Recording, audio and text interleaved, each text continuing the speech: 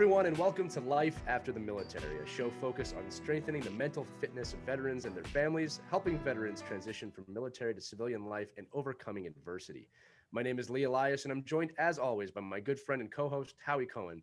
We want to welcome you to this very special episode where we'll be highlighting the Skate for the 22 Foundation. Each day, 22 U.S. military veterans take their own lives. The Skate for the 22 Foundation was formed to reduce that tragically high number by providing hockey, learn to skate, and skills development sessions at no cost to their players with the goal of getting veterans back into a supportive and team environment. We're privileged to have the organization's founder, Bobby Colliton, and Vice President Jonathan Demers with us today. John joined the Army National Guard his senior year of high school as a light-wheeled vehicle mechanic. He was then deployed to Iraq in 2010 as a gun truck commander for convoy security. He returned to the National Guard in 2016, where he was the field maintenance chief for a HIMARS battery and finished his time in the military as an instructor at the Regional Training Institute. Bobby was raised in Spokane, Washington, where his family moved following his father's retirement from the Army after 27 years. With a strong military family surrounding him, Bobby enlisted in the Washington Army National Guard while still in high school. After basic training in AIT at Fort Benning in Georgia, and 6 months in the National Guard, Bobby went active duty as an infantryman, which spanned 8 years and included deployments to the former Yugoslavia, Iran, and Afghanistan. Following his time in the Army, Bobby switched service branches to the U.S. Air Force, where he attended training to become a SEER specialist. He served for 8 years in the Air Force, being assigned to Fairchild Air Force Base in Washington, Kadena Air Force Base in Okinawa, and MacDill Air Force Base in Florida, with 1 year in the Air Force Reserves at Patrick Air Force Base in Florida as well. In addition to those stops, he also deployed to Afghanistan twice, Korea, and Malaysia. And after separating from the service in 2015, Bobby moved to the Boston, Massachusetts area, where he started the Skate for the 22 Foundation and has served as the president ever since. John, Bobby, first off, thanks for being here. Welcome to Life After the Military. Hey, thanks for having us. One quick alibi. I did deploy to Iraq, not Iran. Excuse me. Did I say Iran? I apologize. I might have someone come knock on my door if I say that. So you know, I got done that. I'm thinking that I nailed that intro for the first time ever, and I apologize, sir. No, don't apologize to me. Yeah. I just don't think we want that out there. No, and that's true. And I'll tell you what, I do appreciate that you corrected me, because I wouldn't want to. I think Bobby's just covering his tracks, man. I think he was actually in Iran. He's just trying to cover his tracks. So. Oh, it's going to be a fun episode. I can tell. So, first question, Bobby, is for you. The mission behind Skate for the 22 is obviously one worth fighting for. It's something that Howie and I believe in full-fledged. Tell us about what motivated you to take the route of hockey to express yourself in that fight. Well, honestly, it's pretty simple, pretty cut and dry, right? Hockey is one of my major passions, whether it's watching hockey, being involved with hockey, playing hockey. And to me, hockey was something that grounded me and gave me a sense of purpose again, above, the everyday life. And that's just men's league, beer league hockey. For that hour, for that 2 hours, it allowed me time to focus on a simple task at hand. And I say simple, me playing hockey is not simple. That's no, it's chaos as a form of peace. Far from it. That's what I would say. Correct. Chaos becomes peace on the ice for us. Hey Bobby, I'm a goon too, man. So we're good. But honestly, what I found, because I picked up hockey, I've been a lifelong hockey fan. Growing up in northern Washington, there's not a whole lot of it, but we do have a very proud junior hockey tradition, and growing up watching that and experiencing it, I picked up hockey as an adult. And the first thing I really realized was that the hockey locker room itself is a cut and paste image of military life, minus, the smells are exactly the same too. It's like it's all one thing. So in my military endeavors, I unfortunately had multiple friends, multiple soldiers, former soldiers, that took their own lives. And I couldn't figure out why why the veteran population was taking their lives, right? And when you look at suicide outside the veteran community, it's pretty simple. It's monetary. It's a lack of relationships that drive people to take their own lives, like frustration to where they can't change things. But the guys that I knew that were killing themselves, were all enrolled in college, all had jobs, all were successful with families.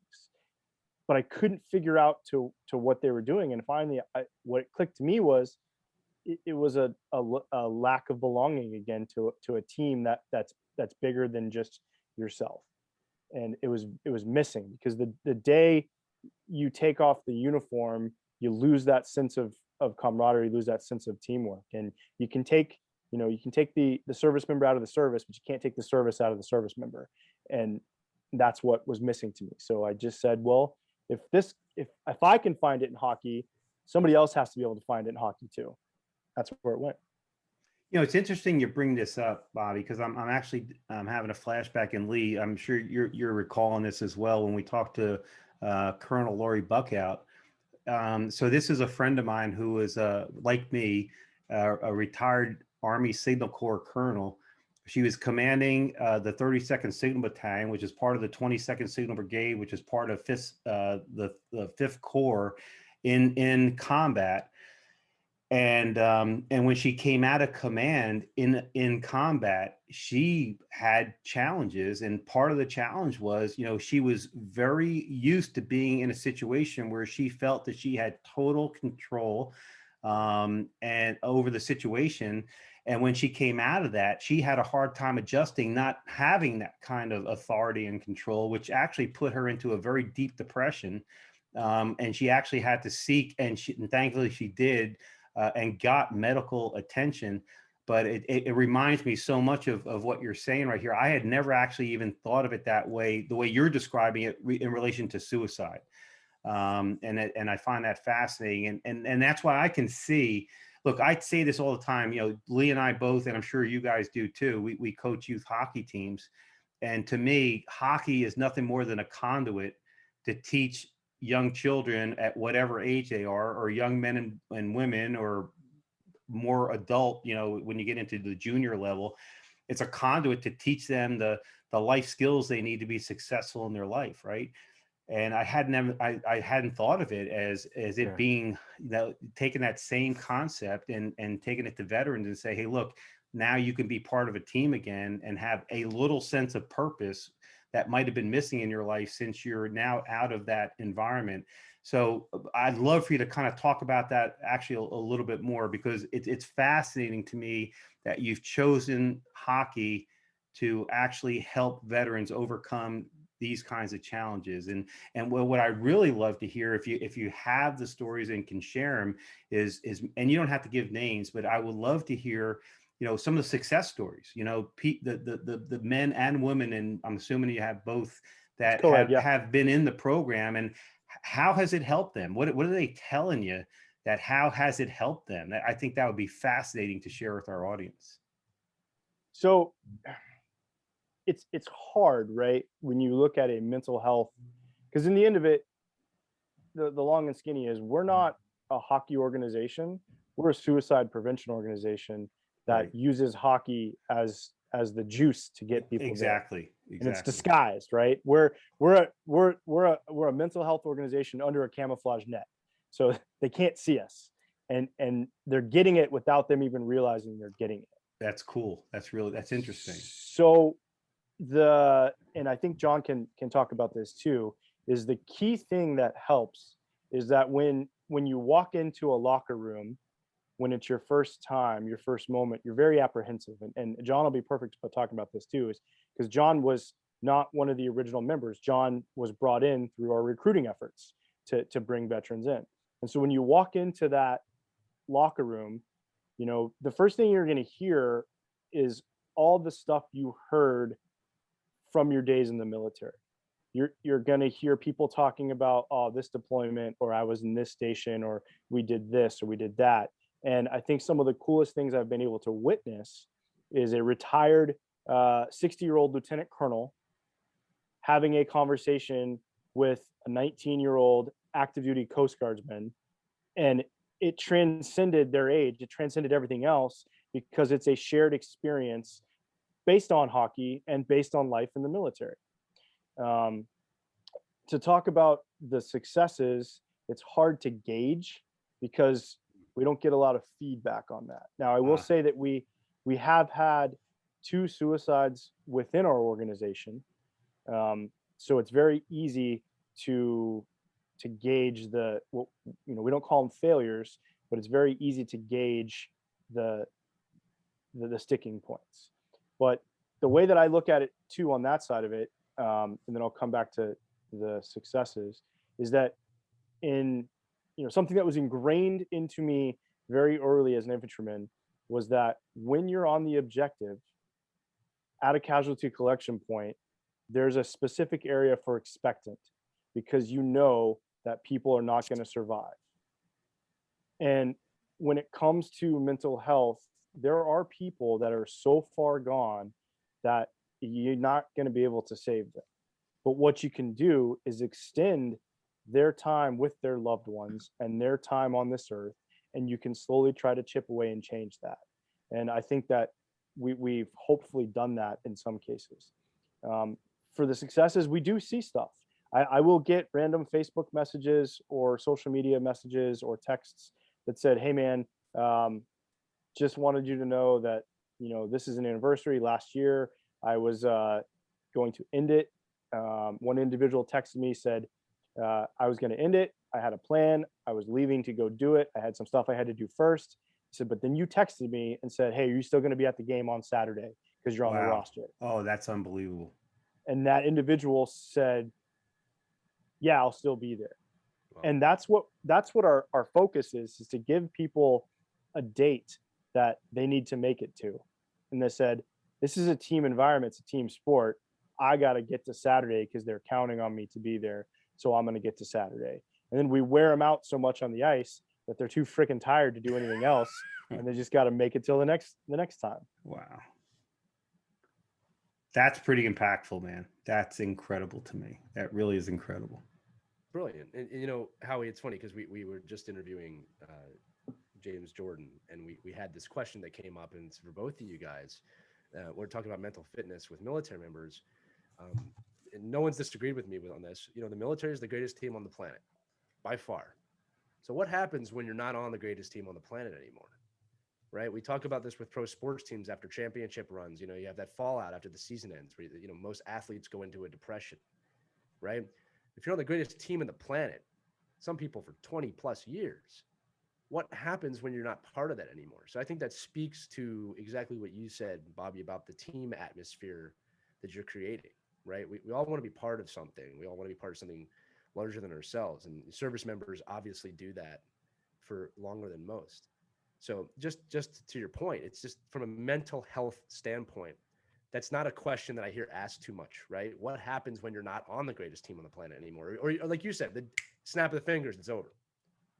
It's jarring, and it's got to be terrifying in some ways. So go ahead, Howie. Sorry.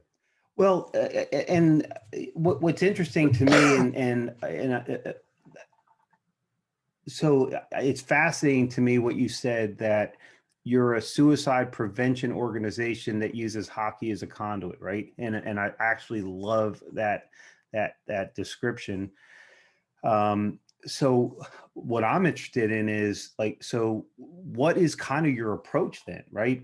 How first of all, how did you arrive at that? And how do you continue to foster that? Because look, and I'm asking personally, right?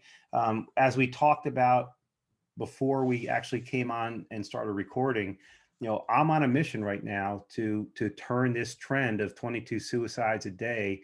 I'm on a personal mission to change this. And so I want to know how you did this, why you did it, what can I do to help? What can other people who are listening, can they do to help? How can we create a real movement here? Because this has to change, right? And so I want to understand this better, and so help me understand that. Well, trial and error, right? It's really what it was. It was finding our footing, figuring out what we were doing and how to do it. So the first thing we had to figure out was our identity. We needed to figure out something that would bring everybody together, something for them to rally behind, right? It's the same thing as you can look at a guidon, you can look at a flag, you can look at a a pennant, you can look at a jersey that someone's going to rally behind and they want to call and possess as their own. They want to be a part of a team. Right. It's just it's more than just military. Look at tribes, look at, look at anything that you have, subsects of culture. Like, everyone wants to belong to something that they can call their own. Right. Even to like gangs, like it's the same thing. It's you're a part of something that accepts you. And the trick was keeping the hockey not the centerpiece. And I think what sets us apart from not only other veteran, sports organizations, but other hockey organizations in general, is that the winning in hockey is ancillary to everything else we want to do. So right off the bat, there were several people that, well, you're going to have a higher level team and a lower level team, or no, we mix everybody together. And it's a military thing, right? You're only as strong as your weakest link. So we want to prop up that weakest link, and we want to help them out. And we want to also encourage our better players to be selfless and help out someone that might be just starting in hockey. Fast, smart, very smart. And so we would do lines where there'd be two better players and then one lower level player. And we would partner D players with one good player, one weaker player. But everyone has their strengths in other ways that typically the non-skilled players were a lot of our older veterans who picked up hockey later in life as an adult. And the younger veterans had played hockey for a significant amount of time. And that generational gap actually benefited because they're learning from each other, not just on the ice, but in other ways. And I think what's really cool to see is the bonds that are formed on the ice, but then they transcend off the ice. You can see it on social media. You can see it on events outside of foundation events and just life in general. So we have a players union page, we call it, on Facebook, and it's a place for, hey, I need some help moving. I'm in this area, or anyone have any information about, a plumber or this or that, and the connection that's there. It's you're creating a community, right? Yep. Yeah. Or it's a meme that you don't feel safe releasing to the general public, so you release it to soft launch the players union. Yeah. see what kind of response it gets, and then you can release it out there. Hey, so I apologize for this because I know this was put together fairly quickly, and I'm very happy it was. But normally, I take the time to do a lot more research, so I come in a little bit better prepared. So I'm just going to show my ignorance right now, but I don't care because I want this information to come out. So like, how big is the organization? Who else do you have in like leadership positions? Do you have any like medical personnel on the staff? Because I could see how if you have those kinds of things, you can be very kind of deliberate about what you're doing and how you're kind of maneuvering things. Because like you say, you're using hockey as a conduit. It's not the thing, right? You're not trying to win the Stanley Cup here. You're just basically trying to get folks to bond and work together and get to know each other. And hey, keep them alive for another freaking day or another week. And I don't mean to belittle that, but I mean, you're absolutely right. But it seems to me that if you have the right kinds of folks on your staff, that could be incredibly powerful in how you kind of shape things to get to the outcomes you're trying to reach. So I'd love for you to talk about that as well. So we do have it's 100% volunteer staff. No one takes any compensation from the organization itself. So I'm the president of the board of the foundation, but I also am a general manager running day-to-day operations under the operations subset. Whereas John himself is also the vice president on the board, but then is also the director of operations for the foundation in the operations level. But what's key about what you said is we do have a civilian psychiatrist who's a hockey playing mom who cool.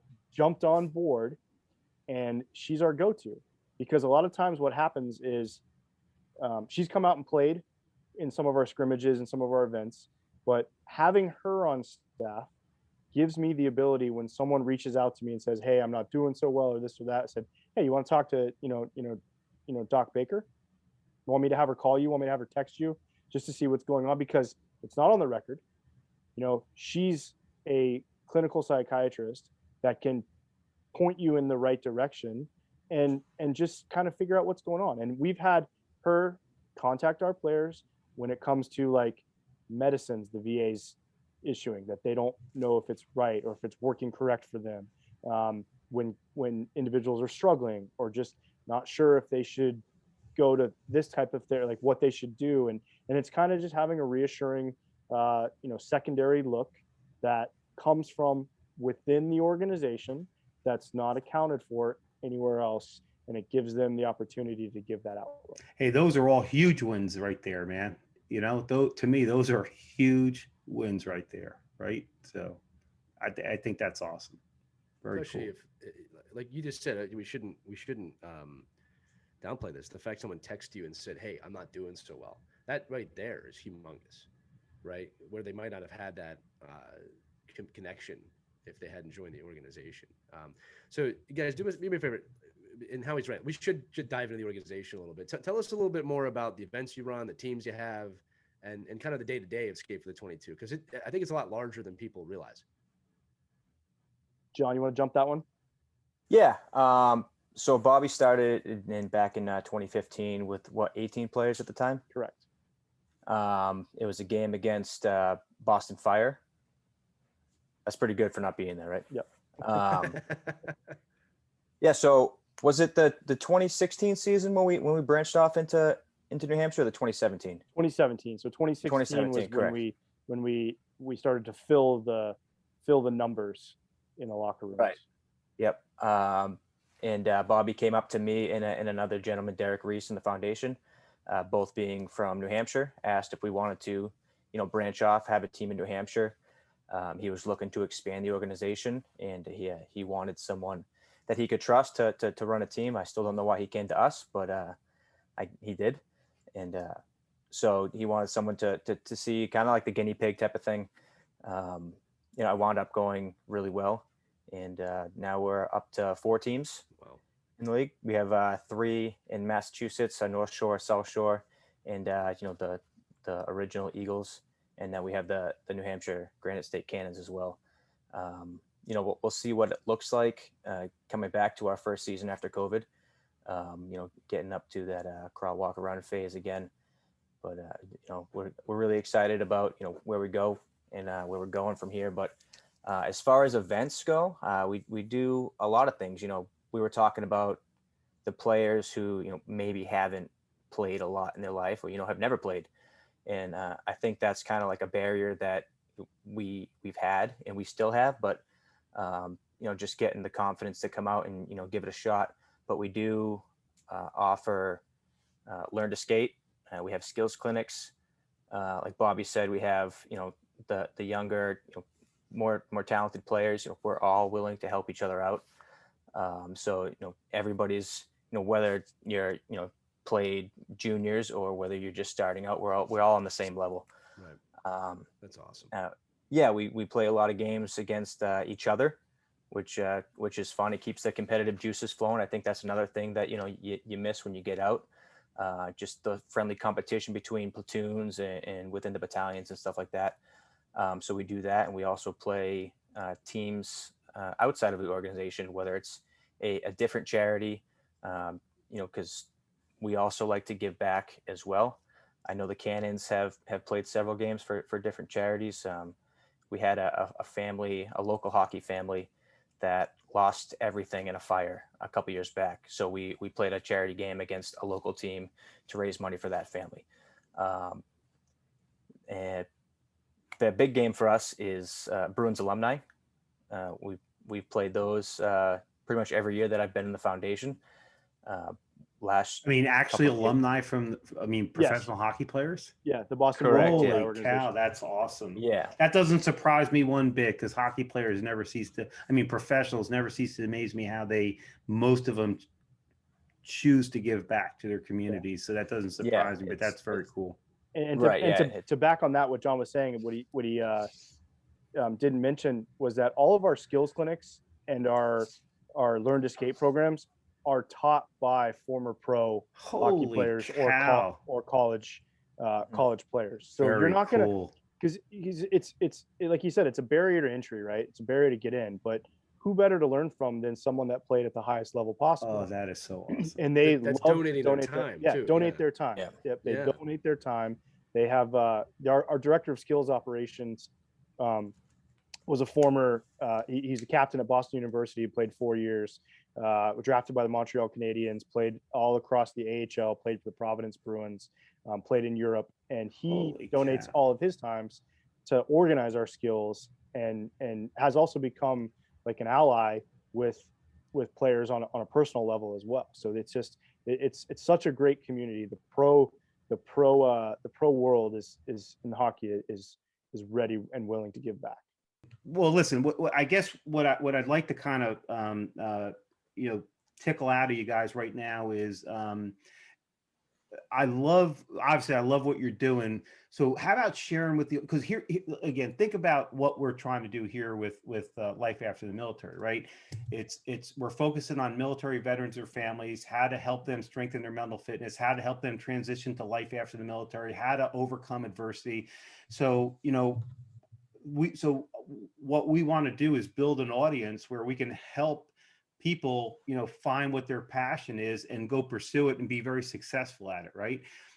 So what I'm very interested in that light is how did your military experience, prepare you to do this, to start this organization, to run this organization.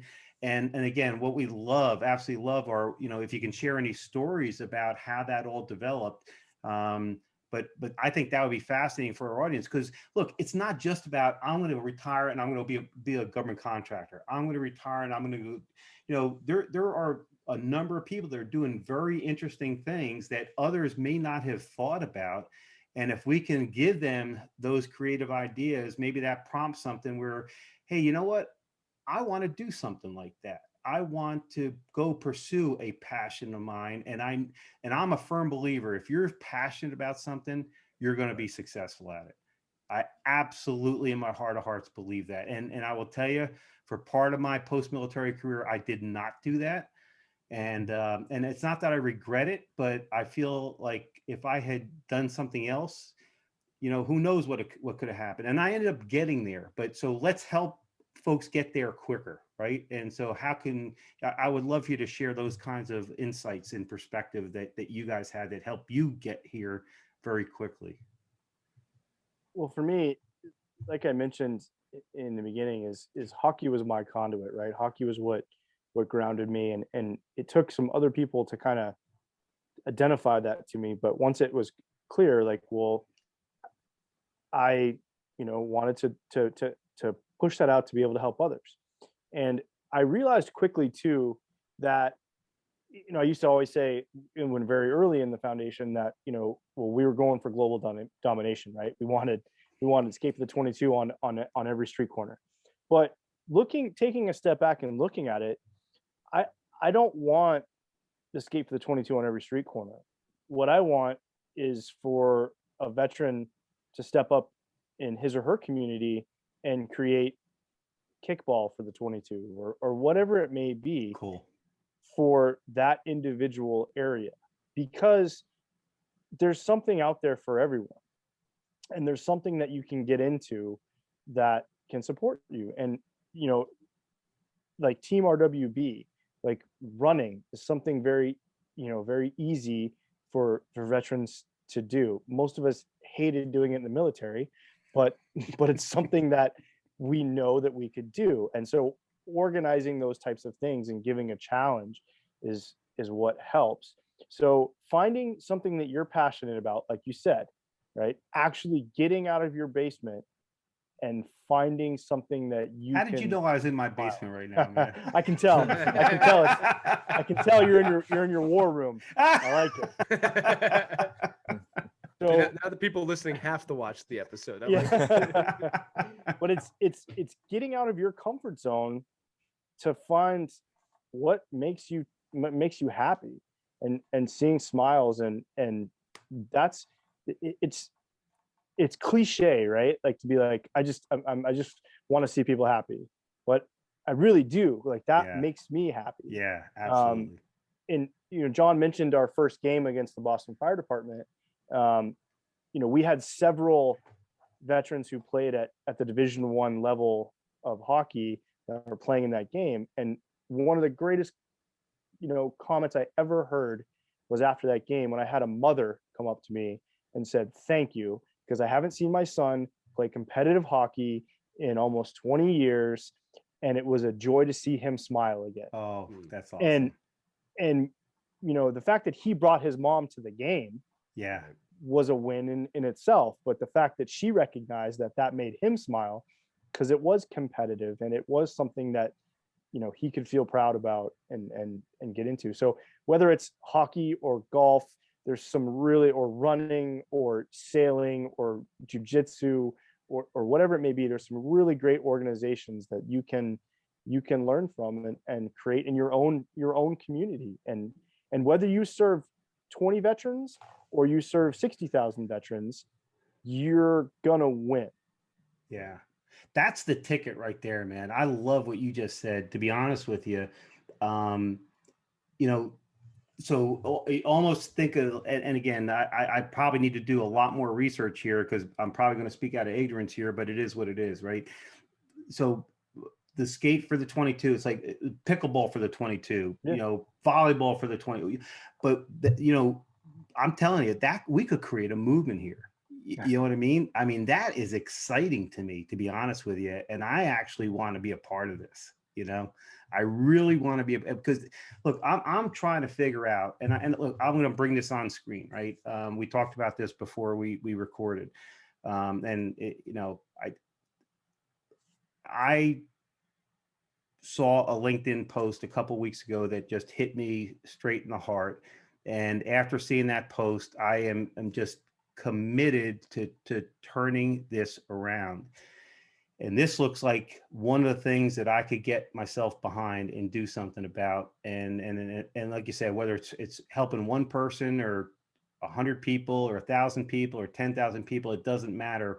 If we help one person, it's worth my time and effort. Absolutely. And I'll be honest with you. I want Charlie Mike to be behind this. I want Pivotal Moments to be behind this. And this is something I'm going to actually talk to Bob Morgan about, who is the founder of our organization. I worked for him in the first job. I was actually in government contracting with the Morgan Franklin Corporation, and Bob was a co-founder, co-owner of the company.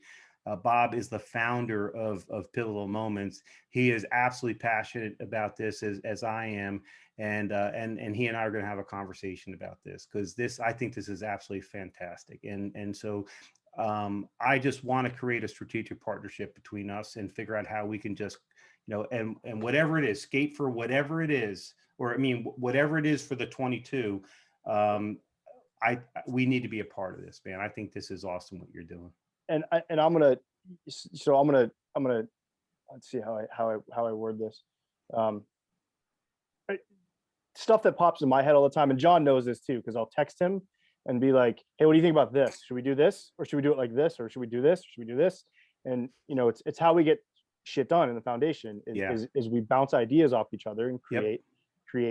Capture is important, man. It really is. It really is. Yeah. One of the things that I like, based upon what you're just saying, right, is getting someone else involved into it. You have to attract people to want to be there, right? Right. So what if there was a veteran Olympics and there was 10 sports or 5 sports, hockey, soccer, basketball, badminton, whatever, right? Jiu-jitsu at all different weight classes.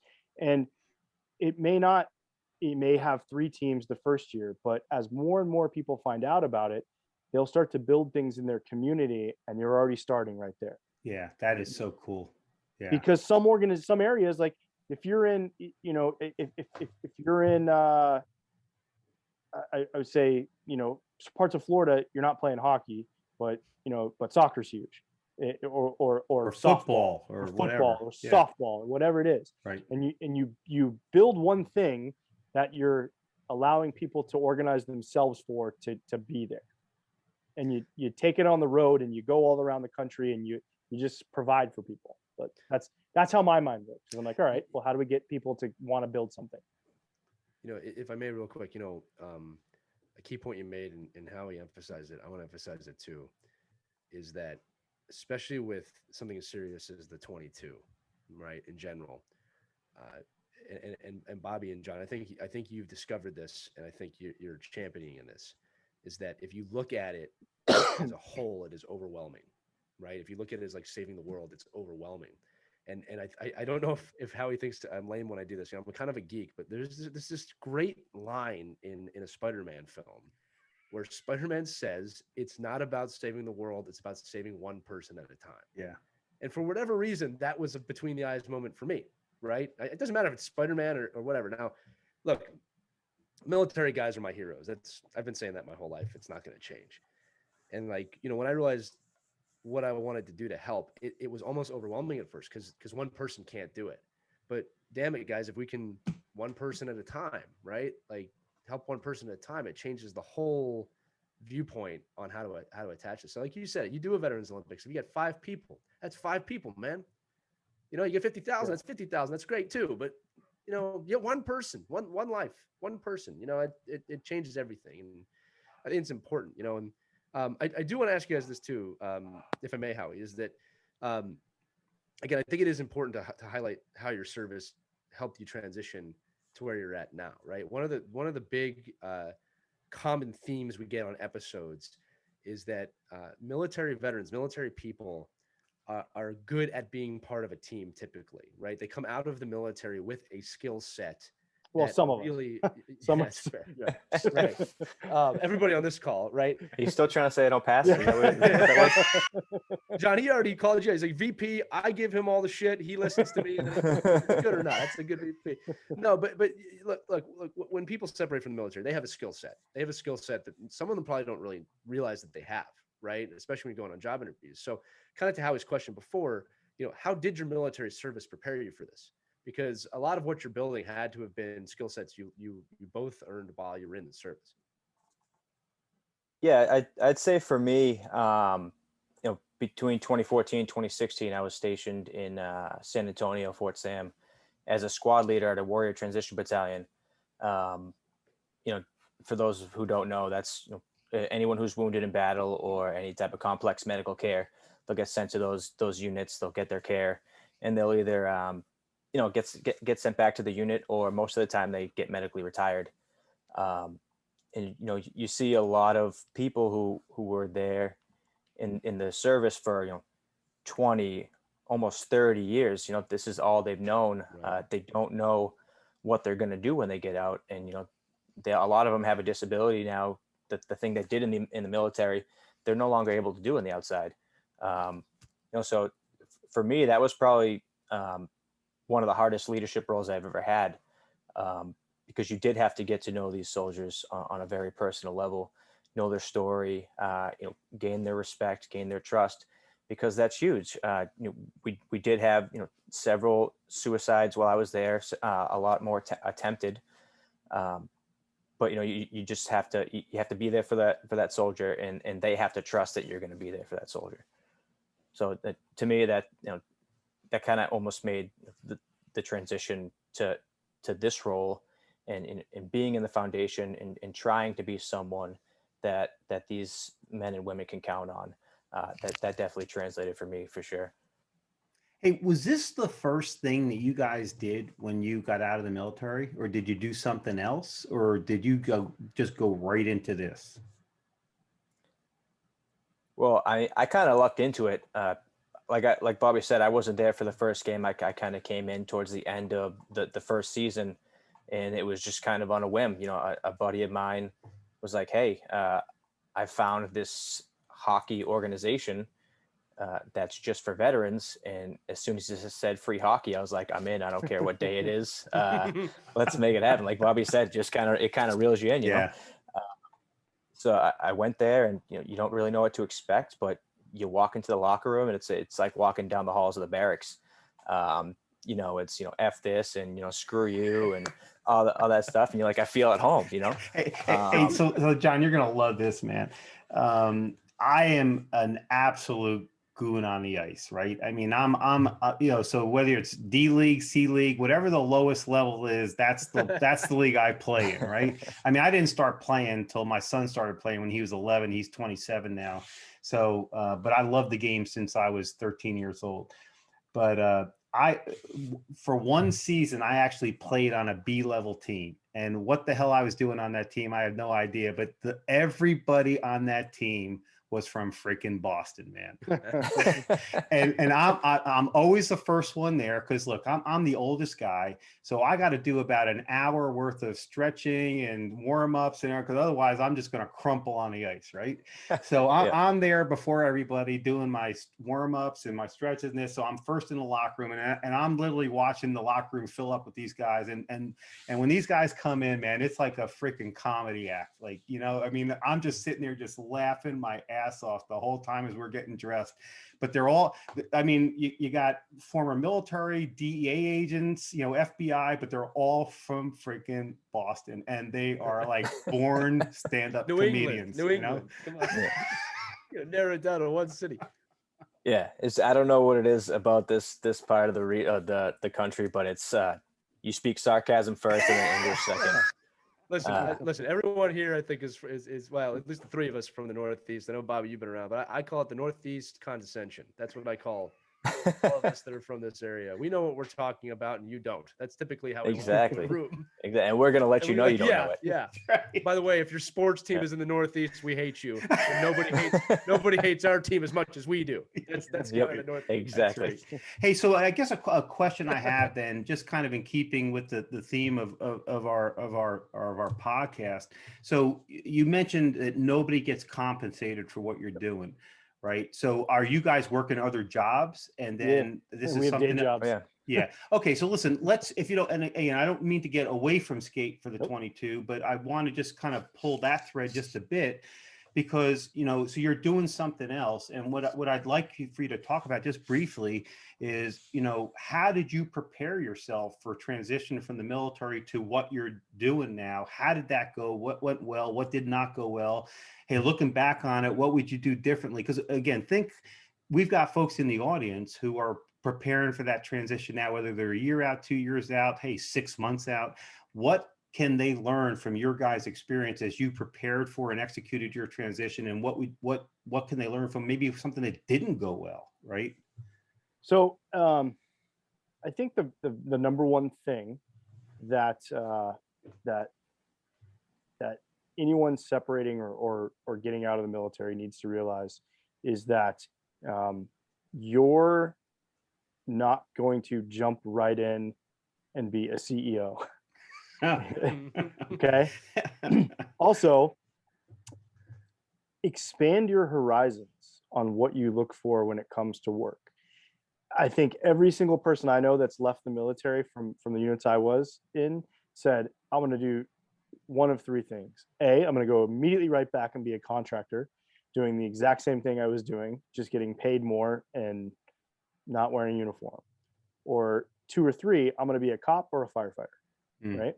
Yeah. And I had similar thought processes. One, I knew I could get a really good contracting job, but I didn't want to be gone all the time.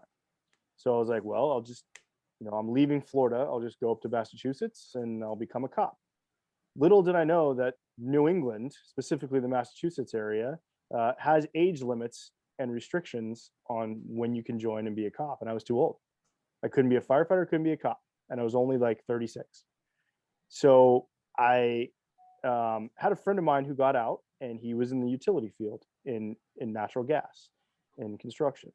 He said, hey, man, companies like mine are dying for leadership experience at the first line, second line, and third line levels because they don't get it. Because guys and girls will go to school, graduate an engineer, construction management, get their master's, but they don't have practical leadership experience. And he said, give me your resume, figure it out. Let's make this translation to where it shows what you did in the military to actual leadership. And I put that resume together. I sent it off. I did a bunch of interviews with the utility company, and I got hired. And I got a very good salary offer, and I got extremely lucky because I was regarded based upon my leadership experience, not my education experience. Very cool. Yeah, so let me just highlight a few things here for our audience that Bobby said that I think, again, our threat, or we see these this kind of information coming out repeatedly, but it's definitely worth highlighting. So number one, what a smart thing that Bobby did is he took his resume, his military experience, and translated it to what the corporate world, or whatever you want to call it, out of the military can now understand, right? And the second was, how did he get his job? He leveraged his network. I'm telling you that, the way you're going to find what you want to do is create a very deep and strong network contact list. All the people that got out, and you maintain contact with them. And then as you get closer and closer and closer, you stay in touch with them and you reach out to them, and they may not be the ones who can offer you an actual job, but they know people who do, and those people know people. Someone once told me you're only 3 people away of getting what you want to get, right? So you've got to identify and leverage that network contact list, and then you've got to be able to translate your military experience into what folks who don't have military experience can understand. Great lessons for our audience to learn from. And it's really, it's thinking outside the box when you're answering questions in interviews, because everyone's going to have to do interviews. And if you're really going for a Fortune 500 company, or you're going for a successful, a larger company, you're going to probably have multiple interviews with that company. It's going to be narrowed down. That's right? Exactly right.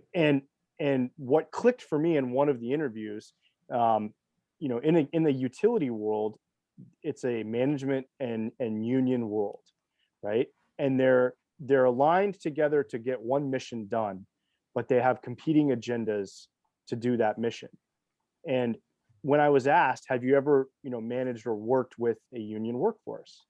And I never had, but all of us in the military have worked with either foreign militaries or separate services where you have to give and get and compromise in order to get the overall mission done. And that can translate. So it's taking one small thing that you may have done in your military career and figuring out what it is you're looking for, what that employer is looking for. And I think that's really helped me, and it's helped other people that I've spurred their way towards jobs in this industry as well. That one of those people is me, actually.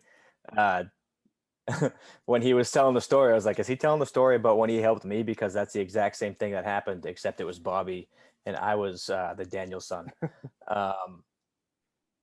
So I was the last couple of years I was in the National Guard. I was full time, and the way it was working was, I'd get orders for a quarter, and then after that quarter, they'd be like, okay, yeah, we have money to extend you, so we're going to extend you again. And it was nerve-wracking because you never know when you're going to be out of work. So I talked to Bobby, and I was like, hey, how hard is it to get into the company you work at? And he's like, not hard at all. So I brought him my resume. I think actually went out. It was me, you, and your wife. We went out to dinner. I think my resume was written in purple crayon. And he's like, yeah, this isn't going to work. They gave it to me pretty straight, and it was pretty hard to swallow, but it was what I needed. All right, so John, let me get this right. So Bobby's finding you a job. Bobby's getting you free hockey. Bobby probably paid for that dinner, right? He might have. Yeah. Hey, listen, Bobby said another really important thing that I want to, again, emphasize. And I've personal experience with this, having done leadership and management consulting for 4 years and working with Fortune 50 companies, not 500 companies, right? there is a lack of leadership in corporate America. Let me tell you that 100%. straight out. Yes. There's a lack of leadership in corporate America. There's a lack of leadership in healthcare. I mean, you pick any kind of industry or whatever you want to call it, there is a lack of now that's not to say that leadership doesn't exist at all, but there is a lack of effective leadership. And so one thing that you guys and gals in the audience ought to take from this is the Army or the Air Force or the Navy or the Marines or the Coast Guards, that they have trained you to be a leader, and you have probably been very successful at that, and that will translate in whatever you choose to do in your life after the military. And don't belittle that. That is a needed skill outside the military, and you got that, and that's value you can bring to any organization you go to. So I think that's a great point you brought up, Bobby. The amount of leadership training that the military gives you at the lower junior enlisted level, I'm talking the E4, E5, E6, is stuff that CEOs, COOs struggle with on a daily basis. Absolutely. And you're getting paid to get it when you're in the military. And those little bitty lessons about taking care of the troops, taking care of the equipment, having a self-interest and responsibility for what you're doing in the company. And even it's in the corporate world too, it's not your money, it's the company's money. I'm like, yeah, but it all trickles down, right? If I save the company money in this, and it translates to bonuses, raises, whatever. So it is your money. Yeah. And that's really ground into you in the military, I think. And that's, you have to take that ethic responsibility and ethical responsibility that we learn in the military over to the civilian sector, and you can be very, very successful in a very short amount of time as well. But John, you have to be willing to roll up your sleeves. Yeah, John, you were going to say something too there. Yeah, no, I was just gonna put a caveat on, the military does offer you a lot of other things as well. When you're in, as far as schooling and stuff like that goes, you do have to make sure that you're doing what you have to do on that end, because I almost feel like I definitely got lucky joining the foundation and meeting Bobby, and I think that we're kind of like the outliers. We got a position where neither of us had any experience in the field that we are now working in. But if you get that, I mean, there's programs for schooling, there's programs for job placements, for trades. There's so many options that you have. You don't just have to go to like a Fortune 500 company or anything like that. There's so many things that you can do. Right. You guys are kind of leading me into another question here real quick. And don't worry, we are getting towards the end of the episode now. I was just enjoying this conversation so much, which is a good thing. But we kind of talked about this a little bit. One of the questions we like to ask our guests is what can organizations do to be more welcoming for veterans coming in? I think we tapped on it with the leadership aspect of this, right? Where, as Howie said, this country is lacking leadership in multiple ways right now, business, medical, Howie said it, right? So, both of you, John, Bobby, if you were talking to a CEO, right, and the CEO asked you, look, how can we be better prepared to intake military members, veterans? What should we know? What would your answer be to that? It's a great question too, and I've listened to a lot of other veteran podcasts. Sorry, That's okay. And they tackle this question a lot. And one of the things the things I took away from one of the other podcasts I listened to is that don't treat all veterans the same, right? Don't throw them into a category that, oh, they're veterans, we're going to do this for them. Treat them as individuals and learn from what they can offer you at the table. Because I feel like sometimes you, as a veteran, get lumped into certain categories, whether it's, mental instability, instability as well. I guess you could, whatever. That's part of my instability. You're showing your instability. So it's. I would have hired you just on that. Exactly. So don't lump all veterans into, well, they're broken, we're gonna give them this, we're gonna help them get back, and hold them accountable and give them the reins, because they're going to surprise you most of the time. And they're going to have an impact with the people around them as well, because if they're a good veteran, they're going to want to build the team up around them as well. Right. Absolutely. I found that, by the way, just real quick. I have veterans that work for me. I have found they are by far the biggest team builders on my team. When I need to do team building, I go to them first, because they get that 100%. And Bobby, again, just to your point, and then John, I want to hear your thoughts on this too. Yep. I think a mistake employers can make is exactly what you said, in not diving into that interview and making it a two-way interview, right? Because so many times a veteran will have so many skill sets you don't even realize they have, right? And like you said, just first off, putting them in a bucket, that's a problem with the hiring process, no matter how you look at it. If you want to do that, it doesn't matter if it's a veteran or not. You can't do that to begin with. So definitely don't do it with vets. And, like peel the onion back a bit, you're going to find something there. Go ahead, John. I apologize.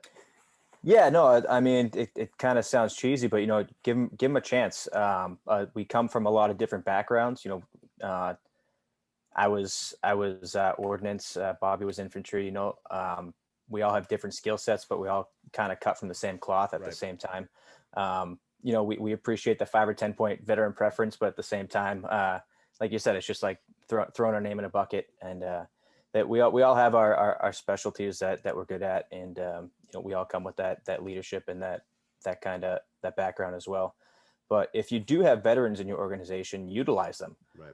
I was in a company, it was a sales company, and they took a former Marine and myself. We were brand new, like we just got out of the training that they had, and they said, "You guys are in the military. I want you guys to teach a leadership course in the mornings, once a week."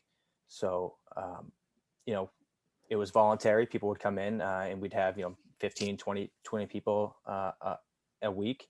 But we teach them different things that we learned in the military and that they could translate to their role, because this company, they didn't have a set way of evaluating employees and getting people into leadership roles. It was just like, oh, your numbers are great, so now you're a team leader. They wanted a more set in stone type of way, so they had to start the leadership courses. And then we started doing a merit-based, almost like a promotion board, where they start promoting you on merit, and where they see you fitting into their leadership in the future. Wow. That's phenomenal. Again, you said it too. Everyone is cut from the same cloth, but all different levels of experience there, right? And I think that's phenomenal that they picked you out like that and they knew to do that, right? Because I think sometimes it happens the opposite way. All right, moving on here, because again, we'll be here all night if I don't keep asking the questions. So hey, we're just gonna pick this up when we come to Boston, boys. All right, so it's only a few weeks away, man. We'd like to welcome you to our 6-episode part series of Escape for the 22 guys now. So look, I wanted to bring this up because we've actually talked about this before off the call, but in addition to the Escape for the 22, you guys also host a podcast called Behind the Boots, and this is exactly how it was described to me. It's a story. It's a podcast where you read stories and talk about the funny, weird, and crazy things service members get themselves into. So talk a little bit about that podcast. Please feel free to promote it. Obviously, we're friends of military podcast. All right. What's the stipulations on what we can and can't say? Right. Listen, I once again want to thank our editor, Caitlin, for editing this episode. All right. Just bleep me out if I get too crazy. But so I started acting about a year ago now, and I was fortunate enough to be cast in a pilot for a television show. Cool. And but the production company that was producing that show, I became really good friends with the owner of that. And I was visiting his office one day. He's like, "Hey, I think I'm going to start doing podcasts." So I was like, I've had this idea for a podcast for years. I have no idea what I'm doing. It would be me talking into my cell phone and then, probably just keeping it on my phone because I wouldn't know how to upload it. So it would just be my memoirs to myself. So I have an idea where he does have his. I still do have that. Yeah. Before bed every night, I read myself my memoirs. Lee, I'm smelling the name of a book, man. We'll explain that one in a minute. Yeah, so there is a lot of military podcasts out there that they're serious. They talk about the mental health. They talk about war stories. They talk about overcoming all these insurmountable odds. And I love that. But at the same time, that there's nothing that, was funny. There was nothing that was lighthearted. Right. And to me, that was the part that I missed the most about the military was the funny shit that we got into. It wasn't waking up at 4 a.m. and going for a battalion run in the rain. Oh, you didn't love that, man? I mean, the first couple of years I was like, yeah, this is awesome. And then I was like, that sucks. But yeah, so that's what I want to do. I wanted to have something that, veterans and non-veterans, who wanted to figure out where their tax dollars are going, they could listen to it and have a good time. And just like the Skate for the 22, I wanted to build a community behind that because, at the end of the day, we're what we have, Right. and, if you can make someone laugh and forget about the bad shit they're going through for that week or that day. That's great. That's a win for me. And it was a no-brainer. A month after I had that conversation with them, we were in the booth, recording our first episode, and I couldn't think of anyone else, better to have as my first guest than Bobby Colliton. Little did he know that my whole plan was to ask him to be my co-host that whole time. So I took him out to a nice steak dinner afterwards. I paid for it, and he was on board for it, and the rest, as they say, is history. Very cool. Well, listen, I'm gonna start listening to him. If I think if it's good content, and I know it probably is, hey, we might consider hosting it on our website, man.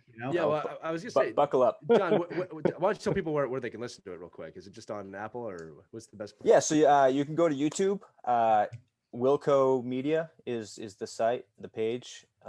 That's who our production company is. I wasn't going to do this, but you inspired me. All right. So on every episode, you guys don't know this unless you've listened to every episode. So typically at the end of an interview, I will create a book title for our guest based on the conversation. I try and make it pretty funny. And I had no inclination to do that tonight just because of the nature of the conversation. But John, you inspired me. I'm glad. So, and you have your memoir. So your book, and this is kind of for both of you. It's Free Hockey, Free Food, Free Beer by John Demers, forward by Bobby Colliton. There you go. No, that's spot on. Yeah, a memoir. I forgot a memoir. I'd buy it. No, that's good, guys. And again, yeah, for like I said, this is an equal opportunity podcast. We want people to listen to your podcast, listen to our podcast. You might have a new guest over here in Howie because listen, Howie teases me about talking too much, but this is his episode tonight. Let's just be perfectly honest about that. I love it. Hey, listen, man, you guys have touched me here tonight. I love it. I absolutely love it. I really do. Hey, so listen, let's just to get ourselves a little bit back on track. Another theme of our podcast, another theme of our channel, a theme of Pivotal Moments overall is strengthening mental fitness, right? And not only just here, but in across the entire globe. So what I would love for you guys to share with us is, and like, I'm not looking for a book definition here, right? Just share with us how you define mental fitness and what are things that you do that you could share with our audience that maybe they could leverage to strengthen their own mental fitness. Yeah. That's a great question. It's a tough one. But listen, I think just like being in the military, you have to take care of yourself before you can take care of anybody else, right? Absolutely. So you have to be physically fit, you have to be emotionally fit, you have to be spiritually fit, and you have to be mentally fit. And if you don't take the time to do that yourself and look at everything and take time to pause on all those things and realize, like, if you do have a hard workout and you're sore the next day, you might not work out, right? If you're stressed out, you'll probably says me. Yeah. Every day is leg day for John. That's why we can't see his legs on the screen. Right? Exactly. That's right. They wouldn't fit inside the camera. But if you don't, a lot of times, I love Boston, man. So a lot of times when we get stressed out, we continue to do things that stress us out, and we don't take time to pause that and figure out what those effects are having on us. And I'll be the first one to tell you, not taking care of myself mentally was probably a leading cause for my divorce in the military. I wasn't taking care of myself to in turn be able to take care of somebody else. And those things manifest when you don't take care of yourself. So understanding what makes you tick and what makes you reset is key, I think, to my mental fitness. Awesome. A big part of that, for me too, I agree with everything Bobby said, but you have to surround yourself with people who have your best interests in mind and are going to be there for you when you slip up and you start having those not so good thoughts. We have that, and then some in the Escape for the 22. I've made lifelong friends there that I know that I could call them at any point in time and they'll be there for me. I think I've moved like 6 times in the past 4 years. And every time they're there, with the trucks to help out. They're complaining the whole time, but they're there. But having that support system, because it's not easy to keep mentally fit and emotionally fit sometimes, and sometimes you just don't feel like it. You need that kick in the ass to say, hey man, like I noticed that you've been kind of distant or down. What's going on? Or if someone's not reaching out to you, having the confidence in someone and the trust that you can reach out to them. It is a phenomenal answer. A big part of what we're doing here is breaking the stigma. And I think that's part of the problem with mental fitness, mental health when it comes down to it. And, John, you said it great. Bobby, you said it great, is that, it's okay to recognize that, people look at mental fitness or mental health as a weakness, and it's not. It's a strength. And I think that everything that all of us represent on here is a catalyst to break that stigma. Yeah, no, part of what we're doing, guys, and our missions across all the board here of everything that we're all doing is to break that stigma behind mental health, mental fitness. And Bobby, I did love your analogy about, the muscles hurt. No, John, I loved your joke as well. But that's the truth, is like, people go years, decades without even taking a break from their life for a few minutes. And that's a stigma we're trying to break here. But look, before we close it out, guys, I'd be remiss if I didn't do this. Please shout out how people can get involved in the organization. I know it's escapefor22.org, but what can people do? If people are inspired by this episode, they want to get involved, what's the best course of action? Well, if you're in the New England area, specifically Massachusetts, New Hampshire, Maine, we can't really touch Vermont yet, and Connecticut. We still do have members from Connecticut, and they kind of come up here. It's a little bit difficult, but if you're in a 2.5 hour driving radius from Boston, the center of the universe, then you can reach out to us directly on the website. There's a contact us on there. You can find us on social media, Facebook, Instagram. You find out when events are. But if you're outside, we get this calls and asks a lot, like outside of our area. Hey, I want to bring the Escape for the 22 here. I want to bring this here. I want to do this. I want to do that. And the biggest thing I can say is find the culture for your community, for your veteran community specifically, and find a way for you to not bring the Escape for the 22 there, but replicate what your veteran community needs for your community at large to support that community. Because a veteran needs a task, a purpose that they can feel good about doing again and not even realize they're doing it. And building a culture of support and service for our own, just like Howie said when we were talking about prior to the recording, is it's frustrating because it seems like nobody else is doing anything about it. So we have to do it ourselves as veterans. And no one's going to take care of our brothers and sisters better than us anyway. So find the culture in your community and start a movement there. Yeah, that is absolutely spot on, and I really appreciate that. Because I will tell you, I'm one of those folks, right? I'm not in your radius, and I want to be a part. I want to help develop something, be a part of this, and I'm absolutely going to take that advice. And listen, we'll have plenty of conversation about this as well as we continue to develop our relationship between us. Because look, what I really want you guys to consider is joining the Charlie Mike Pivotal Moments team as a mission partner and or a strategic partner, and we can figure out how we can create win-wins for everybody. Okay, I really want to do that. Hey, listen, what I'm going to do, guys, because first of all, I just want to thank you for a couple things. I want to thank you for what you're doing. It is really, really special in my mind that you are taking the action you're taking, that you're giving of yourselves and the other folks in your organization, that you're giving of your time, your effort to do something so meaningful. And I know you seem to be struggling to try to find, stories, but you know what? Those stories came out anyway, right? In the things you're describing, you have a ton of wins here. And it really, I think it's just awesome what you're doing.